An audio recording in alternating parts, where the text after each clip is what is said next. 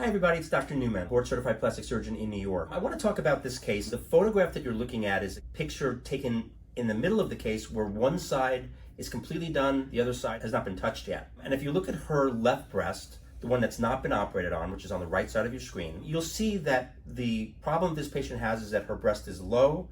She has almost no volume towards the top of her breast. She's a typical breast reduction patient, but a small breast reduction patient, somebody who wanted to be smaller and actually had some symptoms of having breasts that are too large, but didn't want her breasts to be too small and wanted her breasts certainly to be lifted from where they are now.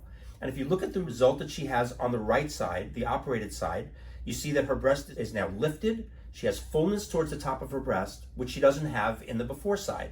The reason why she has that fullness is because the type of breast reduction that I did is not the typical breast reduction that most doctors do, where they preserve the breast tissue at the bottom of the breast. Logically, anything that's high eventually gets lower. We have gravity. Gravity works. So as long as gravity is going to pull things down, then I want to start with things at a higher position rather than starting with things, preserving things at a lower position.